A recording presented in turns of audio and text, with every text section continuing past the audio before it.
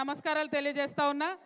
ఇంత వర్షం పడ్డ తర్వాత కూడా మా ఆడబిడ్డలు ఇంతమంది, మా అన్న తమ్ముడు, మా పసుపు రైతులు అందరూ కూడా వచ్చి మరి ఇవాళ స్వాగతం పలికినందుకు మనస్ఫూర్తిగా హృదయపూర్వకంగా నా నమస్కారాలు తెలియజేస్తా ఉన్నా. జై తెలంగాణ, జై తెలంగాణ. మీ అందరికి కూడా తెలిసిన విషయమే. మరి గత 4-5 నెలలుగా రకరకాల రాజకీయ పరిణామాలు జరుగుతూ ఉన్నాయి. ఈ పరిణామాలలో మరి నేను నిజామాబాద్ చాలా రోజులుగా రాలేకపోయినా, తెలంగాణ తల్లొచ్చి చాలా రోజులుగా నిజామాబాద్ రాలేకపోయినా ఇన్ని రోజుల తర్వాత నిజామాబాద్ రావడం సంతోషం. ఎందుకంటే నిజామాబాద్ అంటే నా గడ్డ. నేను ఎప్పుడు చెప్తా ఒకటే మాట, ఇక్కడి కోడల్ని నేను. రేపు పొద్దున ఏదున్నా ఇక్కడ మట్టిలో కలిసిపోయేటటువంటి వ్యక్తిని కాబట్టి ఎక్కడున్నా తెలంగాణ వ్యాప్తంగా తిరిగినా, భారతదేశ వ్యాప్తంగా ఎక్కడ తిరిగినా నిజామాబాద్ మీదనే మనసు కొట్టుకుంటూ ఉంటుంది. అందుకే ఇవాళ ఈ 4-5 నెలల తర్వాత నిజామాబాద్ రావడం సంతోషంగా ఉంది. కానీ పరిస్థితులు వేరే రకంగా ఉన్నాయి. ఈ నిజామాబాద్ జిల్లాలో ఒకప్పుడు కందకుర్తిలో ఆర్ఎస్ఎస్ స్థాపించినటువంటి హెగ్డేవార్ పుట్టిన్, ఇంకొక పక్క మానాల అడవుల్లో ఎర్రజెండా ఎత్తుకొని ఎన్కౌంటర్లు జరిగినటువంటి చరిత్ర. ఈ జిల్లాలో ఆర్ఎస్యు నుంచి ఆర్ఎస్ఎస్ దాకా అందరికీ మద్దతు ఇచ్చిన జిల్లా మన జిల్లా. బీఆర్ఎస్ పార్టీ పెడితే మొట్టమొదటిసారి నిజామాబాద్ జిల్లా జడ్పీ చైర్మన్ గెలిస్తేనే తెలంగాణ ఉద్యమం ఒక ఊపు అందుకుంది. అంటే నిజామాబాద్ జిల్లా అంటే అన్ని ఉద్యమాలకు, అన్ని భావజాలాలకు మరి ముందున్నటువంటి జిల్లా. అటువంటి నిజామాబాద్ జిల్లాలో మీరందరూ ఆశీర్వదించి దీవించి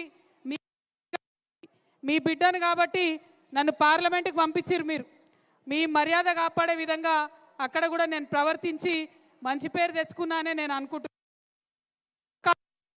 బీఆర్ఎస్ పార్టీని కూడా దీవించి మొత్తం 10కి 10 సీట్లు కూడా మీరు గెలిపించి ఆశీర్వదించారు. ఇవాళ మరి ఉండండి, తొందర ఎందుకు పడుతుంది? హలో హలో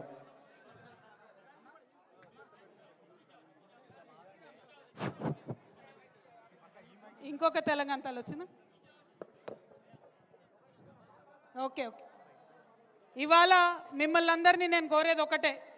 నేను 27 ఏళ్ళు ఉన్నప్పుడు రాజకీయాలలోకి వచ్చిన. ఆనాడు తెలంగాణ ఉద్యమం జరుగుతుండే. ఇవాళ నా వయసు 47 సంవత్సరాలు. ఈ 20 ఏళ్ళల్లో మొత్తం తెలంగాణ కోసం, తెలంగాణ ఉద్యమం కోసం, కేసీఆర్ గారి కోసం, టీఆర్ఎస్ పార్టీ కోసం, బీఆర్ఎస్ పార్టీ కోసం నేను పనిచేసిన. మీ అందరికీ తెలిసిందే. నేను మీ కోడలుగా, మీ బిడ్డగా ఎన్ని కష్ట నష్టాలు వచ్చినా ఓపికగా ఉన్నా, ఎదురు చూసిన. ఇవాళ మరి అదే బీఆర్ఎస్ పార్టీ నుండి నన్ను బయటకు పంపించేయడం జరిగింది. ఎక్కడ కూడా నేను ముందడుగేసి పార్టీ వ్యతిరేకంగా ఏం చేయలే. ఇవాళ నిజామాబాద్లో ఉన్న బీఆర్ఎస్ పార్టీ కార్యకర్తలందరికీ కూడా నేను రిక్వెస్ట్ చేస్తూ ఉన్నా, ఒక్కసారి గుండె మీద చేసుకొని ఆలోచన చేయండి. నిజామాబాద్లో నా ఓటమి ఒక కుట్రనా కాదా మీరు ఆలోచన చేయండి. నా ఓటమి జరిగినప్పుడు ఇప్పటికి 5 ఏళ్ళు అవుతుంది. ఒక్క మాటనన్నా నేను బయట మాట్లాడినా లేదా మీరు ఆలోచన చేయండి. ప్రతి చిన్న బిడ్డకు నిజామాబాద్లో తెలుసు ఏం జరిగింది ఆనాడని. ప్రతి బీఆర్ఎస్ పార్టీ కార్యకర్తకు తెలుసు ఏం జరిగింది ఆనాడని. కానీ నేను ఎప్పుడైనా సరే ఆ అవమానాన్ని భరించిన. ఎందుకోసం? నాన్నగారి మీద గౌరవంతో, బీఆర్ఎస్ పార్టీ అంటే ప్రేమతోని, తెలంగాణ రాష్ట్రం మంచిగా ఉండాలనేటటువంటి ఆలోచనతో. కానీ ఇవాళ ఇంటి గుట్టంతా బయటేసి మరి నన్ను ఇబ్బంది పెడుతున్నటువంటి సందర్భంలో మళ్ళీ నా మనుషుల దగ్గరికి, మళ్ళీ నా ప్రజల దగ్గరికి, మళ్ళీ నా నిజామాబాద్ గడ్డ దగ్గరికి వచ్చిన. తొలి ఆశీర్వాదం కోసం మీ దగ్గరికే వచ్చిన. ఎందుకంటే ఇవాళ జనం బాట కార్యక్రమం నిజామాబాద్లో ప్రారంభమైతే 33 జిల్లాలు చుట్టి రావాలి. కానీ మొదటి అడుగు మన గడ్డ నుంచే మన కోసమే రావడం జరిగింది. ఇక్కడ ఇంతమంది అక్క చెల్లెళ్ళు ఉన్నారు, మీరు చూస్తున్నారు. ఏ అక్క చెల్లె అయినా కష్టపడింది ఎప్పుడు కూడా ఉండదు. ప్రతి సందర్భంలో, ప్రతి విషయంలో మనం కష్టపడతాం. కానీ ఒక్క ప్రభుత్వం కూడా ముందటికొచ్చి మన కోసం చేసిందేం లేదు. మీరు ఆలోచించారు. ఆనాడు పెన్షన్ పెట్టుకున్నాం, ఇవాళ ఈ ప్రభుత్వం కూడా ఇస్తామని చెప్పింది 2500. కానీ ఇచ్చేటటువంటి పరిస్థితి కనబడతలేదు. 2500 కోసం పిడికిలు బిగించి ఉద్యమం చేయాల్సినటువంటి అవసరం ఉన్నది. ఇవాళ ఉన్నదా లేదా? కావాలా 2500? అడుగులు లేదా, అవసరం లేదా మనకు? అంతేనా? ఇచ్చేటట్టు కనబడతలేడా రేవంత్ రెడ్డి?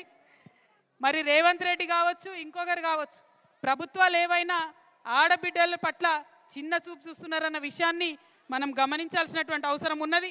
మరి దాంతోపాటు ఒక పక్క నిరుద్యోగుల మీద కూడా వివక్ష జరుగుతున్నది. మీ అందరికీ తెలుసు, తెలంగాణ ఉద్యమం తెచ్చుకున్నది ఎందుకోసం? మనం నీళ్ళ కోసం, నిధుల కోసం, నియామకాల కోసం.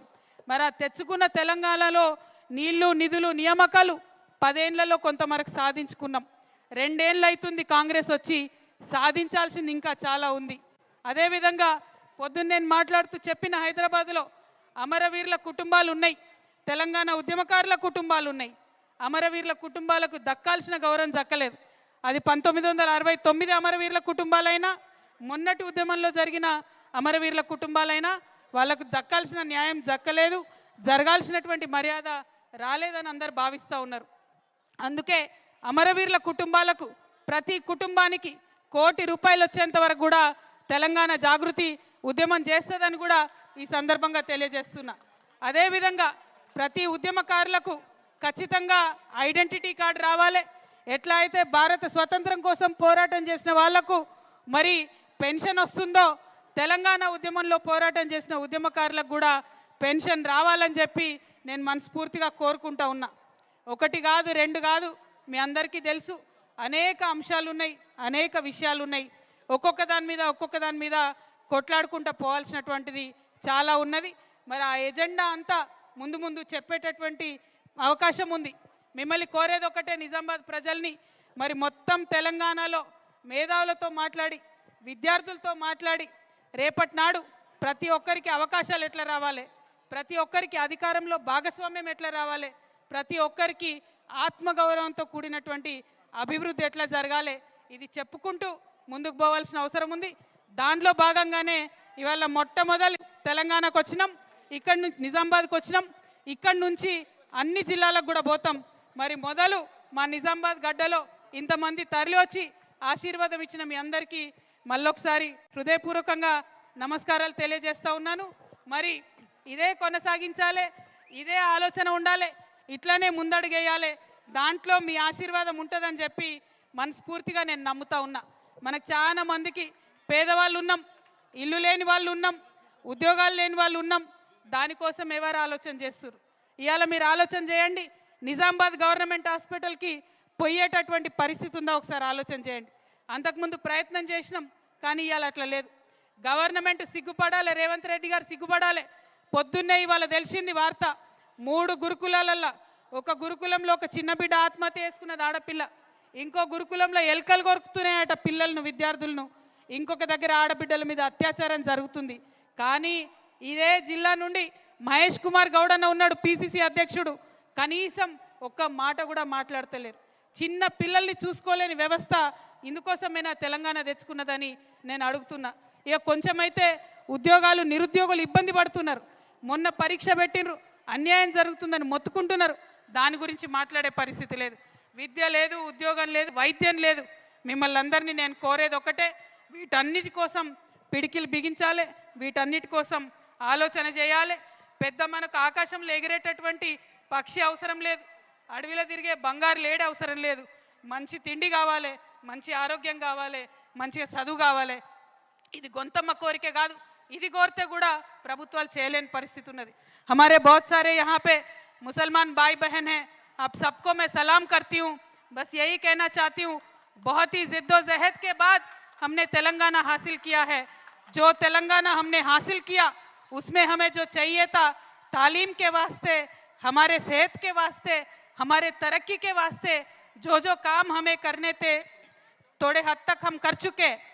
लेकिन ये कांग्रेस के सरकार आने के बाद बिल्कुल सारा काम वहाँ का वहाँ तपसा पड़ा हुआ है. आप देख रहे हैं, जो तालीम के वास्ते स्कूल बनाए थे, आज वो स्कूल मेंटेन करने के सूरत में भी ये कांग्रेस सरकार नहीं है. जो वजीफा बढ़ाने के बात उन्होंने किया था, वो आज तक बढ़ाने का बात नहीं कर रहे हैं. तो हम ये सारे चीज़ों पे भी हमें जद्दोजहद करना चाहिए, क्योंकि ये सरकार को सिर्फ और सिर्फ जद्दोजहद के बाद ही बात समझ में आती है. हमने जो काम करना था, 2 साल हमने इंतज़ार किया, लेकिन 2 सालों में कुछ भी काम आगे नहीं बढ़ा.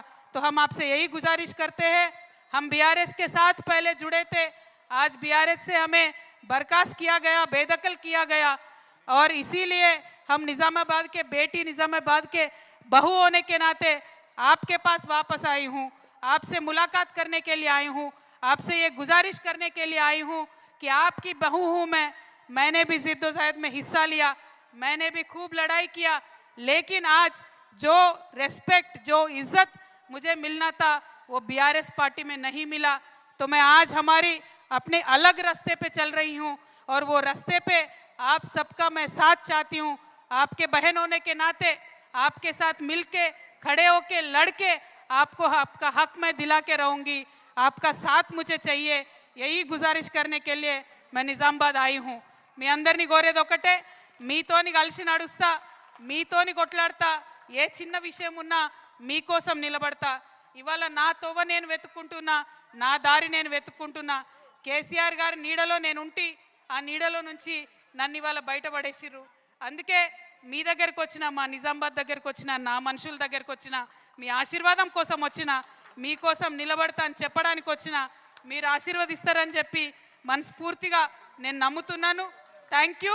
జై